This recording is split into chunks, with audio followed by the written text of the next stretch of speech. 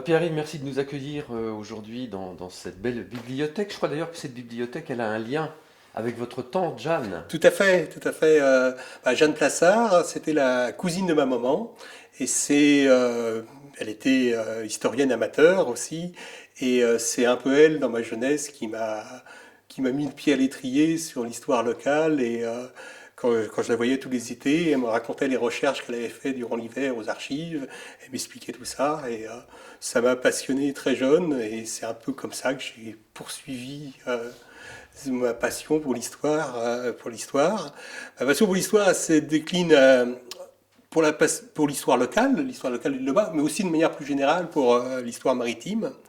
Et depuis quelques années, j'ai fait un site qui s'appelle Histoire maritime de Bretagne Nord, où l'île de Bas a une bonne place quand même, mais qui traite aussi d'autres sujets. Donc on trouvera là sur ce site tous les éléments qui pourront nous intéresser. Euh, donc Jeanne vous donne le goût de l'histoire locale, et puis du coup vous devenez le spécialiste, en quelque sorte, de l'histoire de l'île. Donc à ce titre, on est très heureux de vous avoir. Et on va peut-être remonter dans le temps à partir de documents. Vous nous avez amené là une carte remarquable. Je pense que ce serait intéressant que vous nous en fassiez le commentaire par rapport à l'usage des sols de l'époque, et puis du coup mettre en relation avec la manière dont on vivait et on travaillait à l'île de Bas. Donc cette carte, elle date de... C'est la carte des ingénieurs du roi. C'est une mission assez importante. Les ingénieurs du roi, c'était un petit peu l'ancêtre des ponts et chaussées. Et ils avaient cartographié l'ensemble de la côte de Normandie et de Bretagne. C'est une mission qui avait duré quand même pas mal d'années, entre 1777 et 1783. Euh, pour l'île de Bas, ils avaient fait une carte assez complète et assez remarquable dans les détails, aussi bien les détails de toponymie nautique, les détails du littoral. Je pense qu'ils avaient travaillé à l'époque avec les pilotes de l'île de Bas pour toute la partie nautique. Et la partie sur les terres de l'île de Bas, ils avaient relevé toutes les parcelles aussi et toute la partie cultivée. Donc c'est intéressant de voir que l'île de Bas était déjà très cultivée à la fin du XVIIIe siècle. Et en surface cultivée, on peut voir une comparaison avec les surfaces actuelles. C'est vraiment étonnant. Avant de passer à l'époque actuelle, regardons quand même plus précisément la carte de l'époque, et en nous indiquant comment ça fonctionnait. Finalement, le port n'était pas au même endroit qu'aujourd'hui. Vous pourriez peut-être nous en dire deux mots. Le village d'Île de Bas était centré autour de Port-Zanéoc et le port était vraiment évidemment assez différent d'aujourd'hui il se limitait certainement à la partie qui est encore aujourd'hui Port-Zanéoc, appelé également le Vieux Port à l'île de Bas. Il n'y avait pas le môle, le môle qui forme un abri assez formidable. Mais on voit bien le développement en rouge sur cette carte apparaît les maisons. Et les maisons étaient vraiment centrées proche du port. Actuellement, le quartier de Port-Zanéoc, le Vénoc et le Canécaou. Et les villages qu'on retrouve encore aujourd'hui dans la partie nord de l'île sont déjà là aussi. Tout à fait. Il y a Goualès, on retrouve Goualès, et on retrouve d'autres petits villages aussi. Donc les fermes étaient déjà là. Ouais. Le, en regard de la densité par rapport à Port-Zanéoc, le Rue est nettement moins habité. Et la chapelle Sainte-Anne est un peu toute seule à l'extrémité de l'île. Et à côté de la chapelle Sainte-Anne, il y avait également une autre chapelle, un petit peu plus petite, dont des ruines doivent exister encore sous la dune, profondément sous le sable. Là. Et alors à cette époque-là, combien d'habitants l'île de Bas?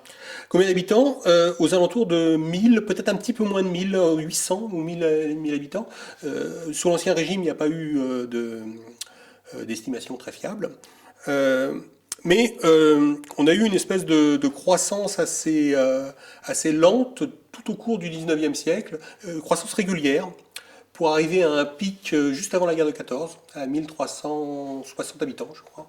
On trouve une donnée qui est pourtant publiée dans différents endroits, un endroit avec 1800 habitants sous l'Empire, mais ça me paraît complètement bizarre. Quoi. Déjà là, 800 habitants à cette époque-là, ça fait une densité relativement importante. Et on imagine que les gens vivaient dans une promiscuité assez remarquable, vu la faible étendue de l'habitat. Et la taille des maisons qui qui était vraiment petite aussi, quoi. Et l'habitat a évolué principalement au 19e siècle, à l'île de Bar. Et alors une population qui vit de quoi? Alors là, c'est pas comme beaucoup d'endroits sur le littoral nord, c'est la pluriactivité, quoi. C'est peut-être la pluriactivité au sein du foyer, plus que la pluriactivité de chaque personne. Euh, les hommes sont marins. Moi, j'ai retrouvé la liste des inscrits maritimes de l'île de Bas avant le système des classes. Ils avaient fait sur la Bretagne un pré-système des classes un peu expérimental sous Colbert. Elle doit dater de 1667. Et il me semble qu'il y avait 250 marins classés à l'île de Bar, à cette époque-là. Donc c'était déjà beaucoup. Donc le cabotage pour les armateurs de Roscoff, de Morlaix, le petit cabotage, éventuellement le grand cabotage. Je pense qu'au XVIIIe siècle, ils partaient, on était quand même plus éloigné des centres du long cours et bien sûr il y avait certains marins d'Île-de-Bas qui sont certainement partis déjà assez loin, mais les sources que j'ai pu voir de la fin du XVIIIe siècle, c'était vraiment sur les bateaux de cabotage qui faisaient par exemple comme destination Cadix avec les toiles de Morlaix, ce genre de choses. Là encore, la proximité du continent joue un rôle déterminant dans l'activité de l'île. La proximité du continent et je dirais le lien aussi avec Morlaix. D'un point de vue lien Île-de-Bas-Continent, on pourrait voir trois lieux. On pourrait voir Roscoff, évidemment, parce que c'est le plus près et les petits bateaux allaient à Roscoff. Mais aussi pour le transport, les transports plus importants étaient quand même sur Morlaix et sur Pinzé également. Les deux villes de fond d'estuaire, Pinzé c'est pas vraiment une ville, mais les deux destinations de fond d'estuaire qui ont un petit peu qui ont disparu aujourd'hui, parce qu'aujourd'hui le lien est uniquement à Roscoff, quoi. Et cette époque, c'est l'époque où on commence à avoir aussi des pilotes, parce qu'ils sont réputés, les pilotes de l'île de Bas. Ah, les pilotes de l'île de Bas sont réputés. L'île de Bas était une station de pilotage assez importante. Il y avait jusqu'à 6 pilotes et des assistants pilotes également, des aspirants pilotes plus exactement. Tous les bateaux qui passaient dans le chenal de l'île de Bas devaient prendre un pilote. Donc aussi bien pour venir dans le chenal comme abri, ou à destination de Roscoff, de Morlaix. Les pilotes de l'île de Bas avaient le droit de pilotage depuis l'anse de Goulven jusqu'à l'entrée de la rivière de Lannion, jusqu'au Yoder, l'entrée de la rivière de Lannion. Donc c'était quand même une zone assez importante, quand même. Donc une tradition maritime ancienne, finalement, et bien ancrée sur le territoire. Tout à fait. Pas en contrepartie, mais un petit peu en face de cette tradition maritime, aussi une tradition de culture. C'était certainement de la culture d'autonomie, de subsistance des familles. Donc l'image de l'île de Bas, c'est les femmes cultivent et les hommes sont en mer. Mais les hommes en mer, ça doit dépendre un petit peu des opportunités. Le 18e siècle, c'est une période où il y a beaucoup de guerres. Donc il y a des périodes où le cabotage tourne moins. Il y a des périodes où les hommes sont levés. Donc il y a des périodes où les hommes sont plus à terre aussi. Donc ça doit varier au cours du temps, quoi. Et là, le Goémon, on l'utilise dès cette époque? Le Goémon, on l'utilise comme amendement, dès cette époque, ouais. Comme amendement, comme amendement et comme moyen de chauffage, évidemment. Apparemment, la commercialisation du Goémon ancienne, c'était essentiellement des cendres de Goémon pour l'amendement, pas pour en extraire quelque chose, et des cendres de Goémon de cheminée. Les Iliens brûlaient du Goémon dans leur cheminée, en particulier pour faire cuire les aliments, et vendaient de la cendre de Goémon aux agriculteurs du continent, parce que c'était très riche pour amender les champs, quoi. Un parcellaire terrible, ça on retrouve ça dans les cartes du cadastre napoléonien, puis après celui de 1846. Il y avait eu une étude faite sur l'agriculture de l'arrondissement de Morlaix par un monsieur qui s'appelait Helgouet. C'était en 1850. Et il me semble qu'à l'île de Bas, sur 170 hectares cultivés, il y avait 4700 parcelles. C'est pas mal quand même. Donc on va revenir sur la carte hygiène, la photo de la hygiène plus tard. Cette photo est intéressante aussi, là, puisque on voit d'abord l'absence d'arbres, Oui. c'est sidérant, hein. Et puis finalement, il n'y a pas un bâti aussi important. Bah là, on est un petit peu c'est une photo de Monsieur Duclos qui date de 1872. On est un petit peu dans une période charnière. On est un petit peu dans une période charnière parce que on arrive presque à la fin du 19e siècle. On arrive à la fin d'une certaine prospérité de l'île de Bas autour des capitaines de l'île de Bas.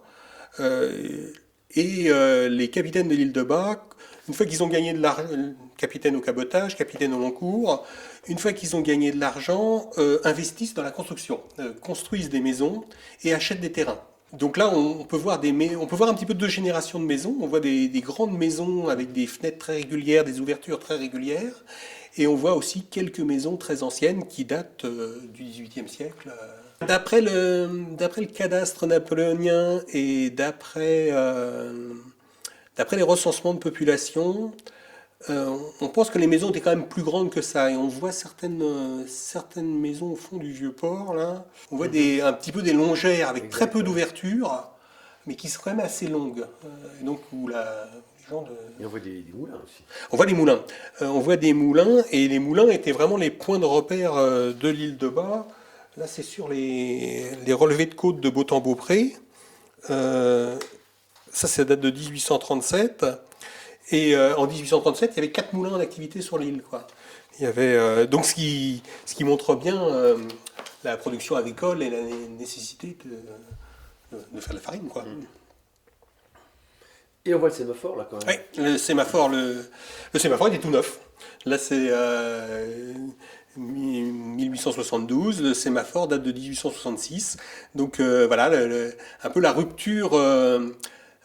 La rupture du balisage, la rupture maritime. On voit le phare de 1837, le sémaphore de 1866. On aperçoit juste dans le coin la mer de Kernock, les amers datés de 1840. On voit pas le môle, mais il y était déjà sur la photo. Il y était déjà à l'époque de la photo. Et puis on voit que l'île aux moutons, ça y est, elle est reliée. L'île aux moutons est reliée, donc il commence à avoir des cales un petit peu au service des Iliens, parce que le grand môle qui abrite le port n'était pas vraiment au service des Iliens, était plutôt au service du cabotage national, parce que le chenal de l'île de Bas servait de rat d'abri, mais par mauvais temps d'ouest, l'abri était relatif, et le môle avait été construit pour pouvoir abriter les bateaux qui venaient dans le chenal dans un port abri, quoi. Alors on va faire un grand saut dans le temps, et nous voilà dans les années 2010. Oui, là on voit c'est amusant de mettre cette carte-là au regard de l'autre, de celle de la fin du XVIIIe siècle, par rapport aux surfaces cultivées. La surface actuelle cultivée, la surface de la fin du XVIIIe siècle et celle que je vous citais dans l'étude de M. Helgouet sont les mêmes. Donc on ne cultive pas forcément la même chose, mais les champs sont vraiment les mêmes et les zones de pâture, les zones de dunes se retrouvent exactement au même endroit. Ça, c'est assez étonnant, quoi. Et évidemment, si on regarde plus la partie maritime, qui est plus mon sujet que la partie agricole, les gros changements sont les aménagements du port. Et donc là, on va trouver sur la photo satellite actuelle les aménagements du 19e siècle, le môle. On va trouver les aménagements relativement récents qui ont apporté un confort aux Iliens, la cale de basse mer de l'île aux moutons, parce que ça a changé tout pour le passage quand même, mais qui est quand même très récente, qui date de 1968, et l'aménagement de la cale de la barge avec les quais pour les pêcheurs également, quoi. Ce qui a changé quand même sur cette photo, c'est l'urbanisation qui Bien s'est sûr. quand même accrue très largement, et surtout dans la partie orientale finalement de l'île, et dans le Une, sud-est. une or- Oui, l'urbanisation se Ouais, concentre voilà, le long de la, voilà. sur le sud de l'île. Ça s'est fait pour des raisons, ça, liées à l'exposition peut-être proximité justement des nouveaux aménagements, peut-être aussi. Certainement. Je pense que l'urbanisation s'est développée dans un premier temps autour des endroits où il y avait déjà des maisons. C'est vrai qu'on voit des maisons anciennes sur la carte du XVIIIe siècle. Euh, donc ça s'est petit à petit agrandi. Peut-être qu'il y avait un certain conservatisme aussi agricole. Les agriculteurs ne voulaient peut-être pas lâcher leurs champs pour construire des maisons aussi, hein, parce que c'était des bonnes terres. Hein, Bien sûr. il y a peut-être Donc cette permanence là que l'on note très clairement entre ces deux documents de nature différente, mais finalement très complémentaires si on les analyse dans le temps, est-ce qu'on peut en déduire qu'il y a aussi des permanences sociétales, par exemple? Est-ce que il y a des traits de la culture de l'île de Bas, de la société de l'île de Bas qui sont modifiés, certes, mais qui perdurent au fil des années, voire des siècles en l'occurrence. ça, c'est peut-être moins facile à trouver ou moins facile à dire. Euh, Cambry, qui avait visité le Finistère au début de la Révolution, qui avait écrit un livre qui s'appelait Voyage dans le Finistère, donc ne tarissait pas d'éloges de l'île de Bas et de la population de l'île de Bas, et disait que les Iliens avaient un niveau d'égalité et que les Iliens vivaient déjà en République avant les idées de la Révolution et de la République. Euh, Bon, c'était peut-être une vision un peu idéale de l'île de Bas de la fin du XVIIIe siècle, mais en tout cas, par rapport au bâti, par rapport au métier, euh, les Iliens étaient assez égalitaires, même s'il y avait des maîtres de barque, des capitaines au petit cabotage, des capitaines au grand cabotage, qui n'avaient pas forcément des revenus, qui n'étaient pas très loin des autres qui étaient marins ou il n'y avait pas de nobles, il n'y avait pas de.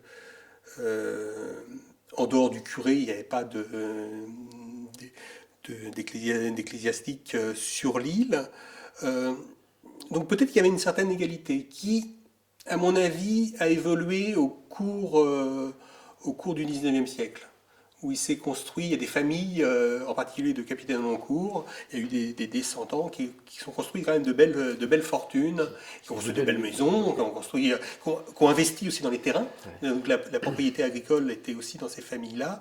Euh, donc peut-être que cette égalité qui était un peu, euh, un peu idéale a évolué au cours du 19e siècle. Mhm. Alors aujourd'hui, on a encore une activité de pêche qui est tout à fait significative, agricole également. Il n'y a que le tourisme qu'on n'a pas évoqué. Vous pourriez me dire Euh, quelques mots sur l'arrivée du tourisme et les formes qu'il a pu avoir sur l'île? c'est un peu moins mes sujets. Oui, mais vous Mais connaissez un peu quand même.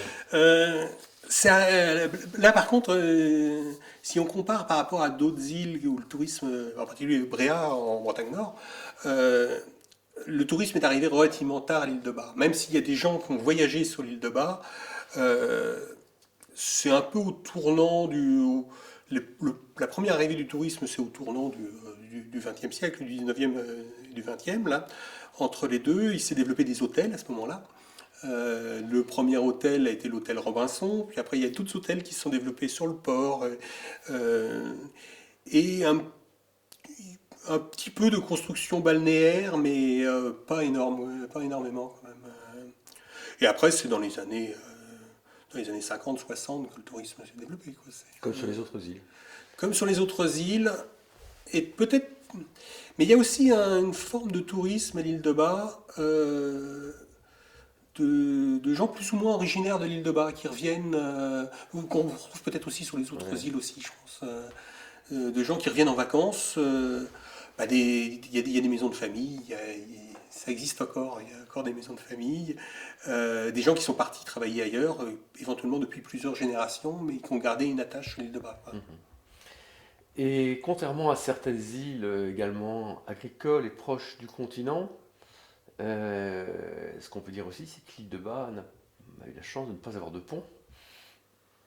Oui, la chance, je sais pas, pour le développement agricole, je sais pas.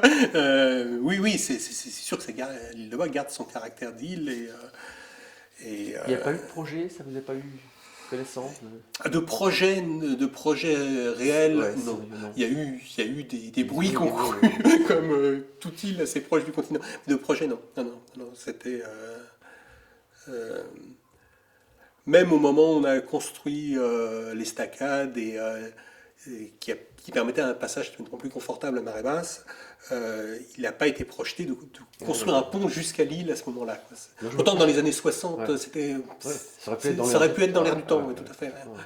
Oui, parce que quand on voit à la fois l'estacade et puis la cale, on se dit, bon, il manque plus grand-chose là pour Oui, et arriver puis à. en ce moment, ce qui vient à la mode, c'est les passages à basse Ah mer oui, j'ai en vu ça. vivo. Là, il y en a eu l'année dernière avec les grandes marées. Et il va y en avoir une cette semaine avec la grande marée. Là, donc moi, je trouve que c'est un peu vexant pour l'île de Parce que c'est justement, ça donne l'aspect de pouvoir traverser, même si ça a été fait dans le passé par des Iliens. Apparemment, mon grand-père avait traversé dans les années 30, il y avait des canottes et puis il y avait un cordage et il avait traversé à pied, avec les pieds sur le sol, quoi. Ça s'est déjà fait dans le passé.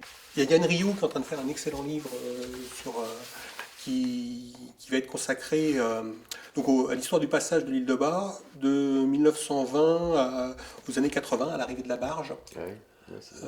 Là, on a parlé de ça, on a un petit peu parlé de ça aussi, de la période de rupture et de changement de méthode. C'est vrai qu'en regardant les cartes postales, on voyait les sloops motorisés transportant les patates. Jusque dans les années 80, ils n'avaient plus de mât, ils n'avaient plus de voile, mais c'était les mêmes bateaux, quoi. C'était les gros bateaux, gros bateaux, c'était des bateaux quand même assez modestes.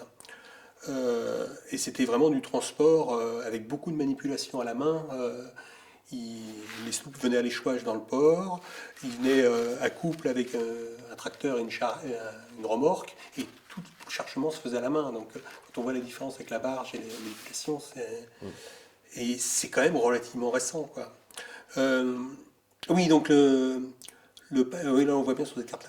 Le passage de l'île de Bas, il y avait un petit port à Roscoff qui était dédié à l'île de Bas, le port du Ville. Les, sauf éventuellement les gabarres qui transportaient du goémon, quoique les gabarres, ils ont du sable aussi exploité sur l'île de Bas, exploité dans le chenal, de la pierre également. Sauf les gabarres qui allaient au port de Roscoff. Les Iliens n'allaient pas directement au port de Roscoff. Ils allaient au port du Ville. Et c'est un petit port qui existe encore et qui a été très très bien conservé. Oui, il est très beau, ouais. Il est très beau, hein. Il est très très beau. Il y a eu un travail patrimonial dessus Mm. qui est sympa comme tout. Euh, donc le port du Ville était dédié à l'île de Bar, et à l'île de Bar, le passage dépendait de la marée, quoi. À marée basse, à Roscoff, les gens étaient obligés d'embarquer sur des cales de basse mer, à Roch-Argoret, à Roléa, euh, et débarquaient à basse mer, à une petite cale qui se trouve au bout de Malvoc. Et les gens soit traversaient le port à basse mer, mais les gens qui ne voulaient pas trop être dans la vase prenaient le môle.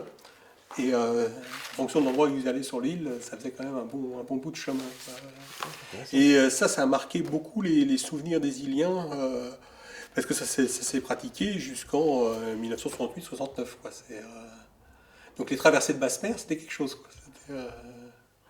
Oui, parce que vraiment à basse mer, le sloop n'accédait pas directement aux cales. Les gens embarquaient dans la canotte sur la cale. Le sloop était au mouillage un petit peu plus loin, quelques centaines de mètres plus loin. Ils traversaient à la voile. Ça, c'était plus dans les années 30. Ils mouillaient à quelques centaines de mètres de la cale. Les gens redébarquaient dans le canot et faisaient le reste à pied, quoi. Donc, C'est très intéressant ça. Ouais. Mm. c'était vraiment. La traversée n'était pas facile. Et on a des images de ça? Des gens à la cale et tout ça? À basse mer, pas tellement. Pas tellement. On a beaucoup d'images à pleine mer avec le passage d'un bateau dans l'autre. Moi, j'ai des images à mi-marée. J'en ai mis sur mon site aussi. J'avais fait un petit article sur justement La Chausée, c'était le même système aussi. l'embarquement dans le canot. Ouais, ouais. Et même par temps calme, ça leur arrivait de traverser à l'aviron avec des petits canots. Donc il y avait il y avait une grande diversité. On voit des photos des années 20, par exemple. Les années 20, peut-être que les îles allaient plus facilement sur le continent. Le début du tourisme, les cartes postales ou les photos devaient être surtout prises en été. Il y a une multitude de petits bateaux à la cale aux villes. Et il y avait une multitude de bateaux armés au bornage. La, la déclaration par rapport à l'inscription maritime était différente. Pour transporter des passagers, ils devaient être armés au bornage. Donc des bateaux qui faisaient 2 tonneaux, quoi. Donc un canot de 5 mètres, quoi, un canot de 5 mètres. Après, il y avait des sloops un peu plus importants qui traversaient toute l'année. Et en particulier celui qui faisait le courrier. Il y en avait un qui était chargé du courrier. Et lui qui avait la mission normalement de traverser tout le temps. Et par gros temps, ça arrivait que. Et en nombre de traversées, on retrouve dans les vieux journaux, en particulier dans la Dépêche de Brest, les cas où ils ne traversaient pas sont relativement rares. Très bien. Et on peut peut-être revenir, là, du coup, c'était sur les passagers, mais sur la rupture qui a été la barge. Ah oui, oui, sur le transport de marchandises. Donc le transport de marchandises à l'île de Bas les marchandises aussi bien de Roscoff vers l'île, matériaux de construction, déménagement, matériaux aussi de l'épicerie, matériaux de la vie, charbon, des matériaux un peu de la vie quotidienne, que dans l'autre sens, l'exportation agricole était assurée jusqu'aux années 80 par des petits bateaux en bois, et c'était du transport qui restait assez familial et avec beaucoup de manipulations assez difficiles quand même. Et c'est vraiment avec l'arrivée de la barge, ils ont complètement changé les méthodes de transport, quoi. Oui, il n'y avait pas que la barge, parce que c'est aussi tout un mouvement à l'époque. Alors, c'est la même époque qu'on a fait les brise-vents, qu'on a fait Oui, oui, l'irrigation, ouais. qui se sont installés plus impliqués dans les cumas, etc. Donc ça, il y a eu véritablement dans ces années 80 là un changement Ah, c'est une période de rupture. de Hein, rupture, oui, oui, ouais, tout à tout à fait. fait. Mm. Aussi bien maritime qu'agricole. Oui, C'est vrai que c'est là qu'on a vu arriver les vedettes plus grandes, plus voilà. confortables aussi. Peut-être un petit peu de décalage comme l'arrivée des vedettes un petit peu plus tard. Oui, peut-être, oui, parce que je me souviens toujours des petits, comme la Carana là, ou Oui, comme la Sant'Asana. Là. Sant'Asana, Ouais. c'était Ah, la j'ai connu dernière. ça. Ouais. C'est bien qu'elle soit restée à Lille. Ah, c'est super. Ouais.